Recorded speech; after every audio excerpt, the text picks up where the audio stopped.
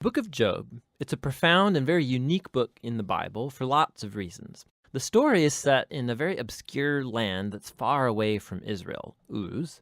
The main character, Job, he's not even an Israelite, and the author, who's anonymous, doesn't even set the story in any clear period of ancient history. This all seems intentional, though.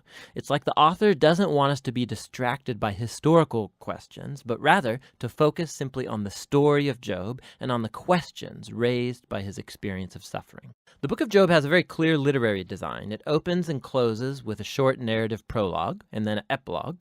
And then the central body of the book is dense Hebrew poetry, representing conversations between Job and four dialogue partners called the Friends. These conversations are then concluded by a series of poetic speeches given by God to Job. Let's dive in and we'll just see how it works together. The prologue introduces us to Job, and we're told that he's a blameless, upright man who honors God. He's a super good guy. And then all of a sudden, we're transported into the heavenly realms, and God is holding court with his staff team. It's a very common image in the Old Testament describing how God runs the world. And among the heavenly beings is a figure called the Satan, which in Hebrew means the accuser or the prosecutor. And it's like we're watching a court scene.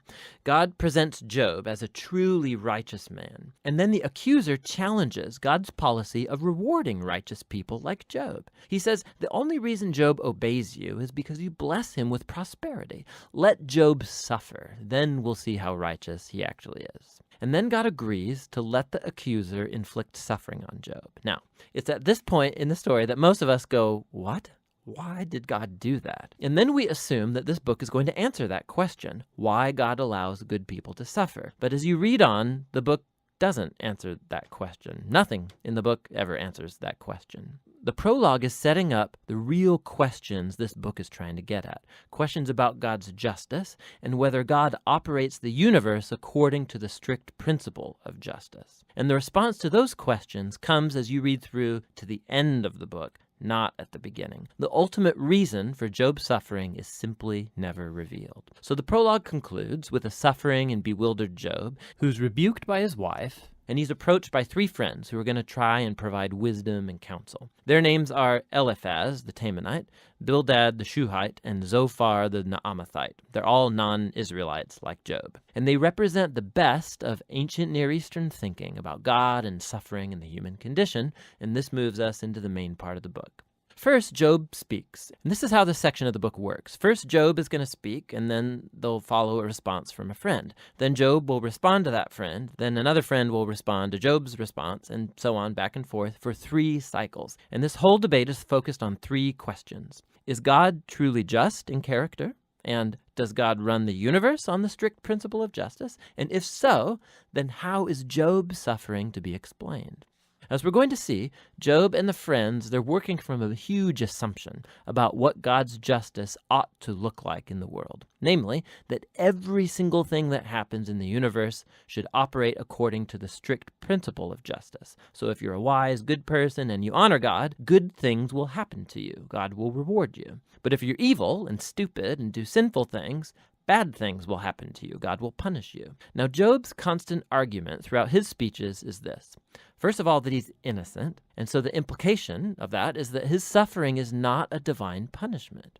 Now, we know from the prologue, both of these things are true. Remember, God himself said, Job is righteous and blameless. And so Job concludes his argument by accusing God. God either doesn't run the world according to justice, or even worse, God himself is simply unjust. The friends, on the other hand, they beg to differ. Their argument is that God is just, the implication being that God always runs the world according to justice in this way, and so they conclude by accusing not God, but Job.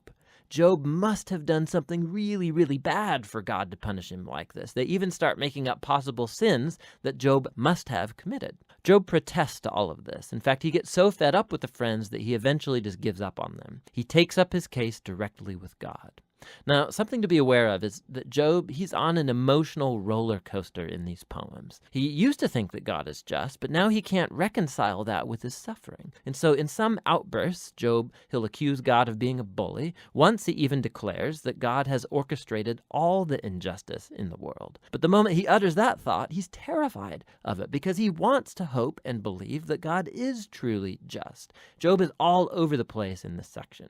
And so he makes one last statement of his innocence, and then he demands that God show up personally to explain himself. Now it's at this point that a surprise friend shows up, Elihu the Buzite. Now, he's not an Israelite, but he does have a Hebrew name. And Elihu, he has the same assumption as Job and the friends. He argues that God is just, and that implies that God always operates the universe according to justice. But then Elihu draws a more sophisticated conclusion about why good people suffer. It may not be punishment for sin in the past. God might inflict suffering as a warning to help people avoid sin in the future. Or God might use pain and suffering to build character or to teach people valuable lessons. Elihu doesn't claim to know why Job is suffering, but one thing he is certain of: Job is wrong to accuse God of being unjust. Job doesn't even respond to Elihu, and the dialogues come to a close. It's like the wisdom of the ancients has been spent, and the mystery remains.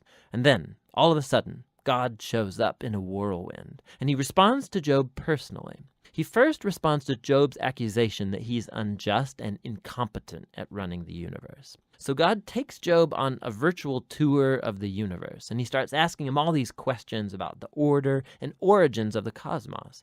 Was Job ever around when God architected the earth or organized the constellations? Has Job ever commanded the sunrise or controlled the weather? God has his eyes on all of these cosmic details that Job has never even conceived of. Then God starts going into detail describing the grazing habits of mountain goats and how deer give birth, or the feeding patterns of lions and wild donkeys. What's the point of all this? Remember the assumption of Job and his friends about what it looks like for God to run the world according to justice. Underneath that assumption is a deeper one, that Job and his friends have a wide enough perspective on life to make such a claim about how God ought to run the world. And God's response with this virtual tour, it deconstructs all of these assumptions. It first of all shows that the universe is a vast, complex place, and that God has his eyes on all of it, every detail. Job, on the other hand, has only the small horizon of his life experience to draw from. His view of the world is very limited.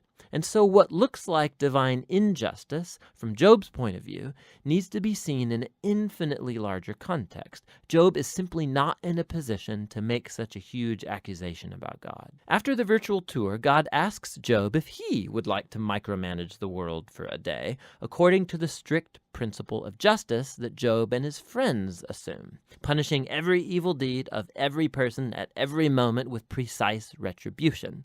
The fact is that carrying out justice in a world like ours, it's extremely complex. It's never black and white like Job and the friends seem to think. Which leads to God's last point.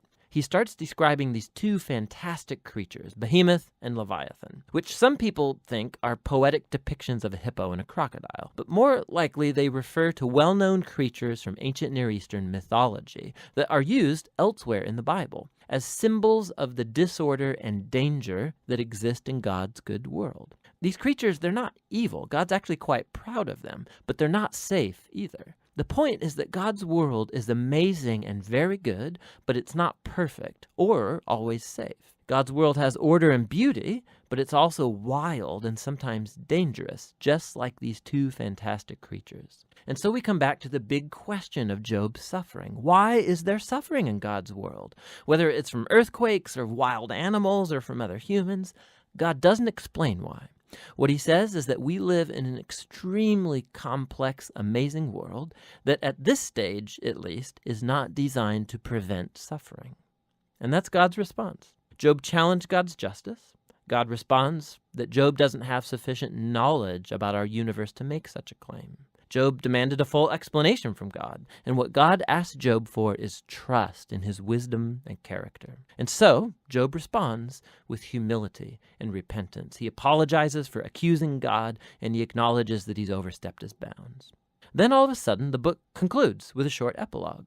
First, God says that the friends were wrong, that their ideas about God's justice were just too simple, not true to the complexity of the world or God's wisdom. And then God says that Job has spoken rightly about him. Now, this is surprising because it can't apply to everything Job said. I mean, we know Job drew hasty and wrong conclusions, but God still approves of Job's wrestling, how Job came honestly before God with all of his emotion and pain and simply wanted to talk to God himself. And God says that's the right way to process through all of this, through the struggle of prayer. The book concludes with Job having his health, his family, his wealth all restored, not as a reward for good behavior, but simply as a generous gift from God, and that's the end of the book. So the book of Job, it doesn't unlock the puzzle of why bad things happen to good people.